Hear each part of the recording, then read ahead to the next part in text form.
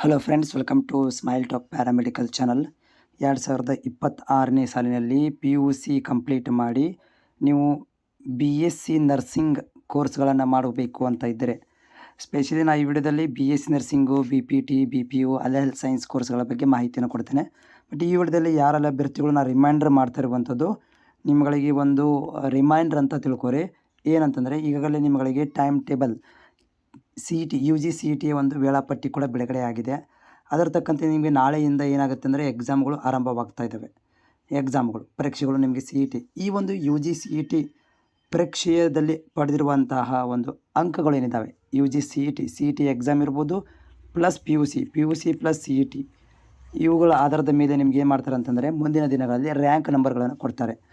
ಈ PUC marks ಮತ್ತು CET ಇವುಗಳು ಚಲೋ ಒಳ್ಳೆ ಅಂಕಗಳನ್ನು ತೊಗೊಂಡ್ರೆ, ಹೆಚ್ಚು ಅಂಕಗಳನ್ನು ತೊಗೊಂಡ್ರೆ ನಿಮ್ಮ ರ್ಯಾಂಕ್ ಏನಾಗುತ್ತೆ ಅಂದರೆ ಕಡಿಮೆ ಬರುತ್ತೆ.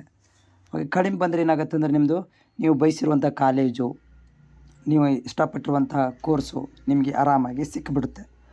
ಸ್ವಲ್ಪ ನೀವೇನಾದರೂ ಇದರಲ್ಲಿ CET ಕಡಿಮೆ ಮಾಡ್ಕೊಂಡ್ರೆ ಆವಾಗ ಸ್ವಲ್ಪ ಏನಾಗುತ್ತೆ, ರ್ಯಾಂಕ್ ದೂರ ಹೋಗುತ್ತೆ, ಅವೇ ಫ್ರಮ್ ದ ಇದಾಗಿಬಿಡುತ್ತೆ. ಸೊ ದೂರ ಹೋಗೋದ್ರಿಂದ ಅಲ್ಲಿ ನಿಮ್ಗೆ ಏನಾಗ್ಬೋದು, ಸ್ವಲ್ಪ ಇಷ್ಟಪಟ್ಟಿರುವಂಥ ಕಾಲೇಜು ಕೋರ್ಸು ಸಿಗೋದು ಕಷ್ಟ ಅನಿಸ್ಬೋದು, ಇಷ್ಟವಾಗಿರುವಂಥ ಕಾಲೇಜು ಸಿಗೋದು ಸ್ವಲ್ಪ ಕಷ್ಟ ಆಗ್ಬೋದು. ಹೀಗಾಗಿ ಎಕ್ಸಾಮನ್ನು ಚೆನ್ನಾಗಿ ಮಾಡಿಕೊಳ್ಳ್ರಿ.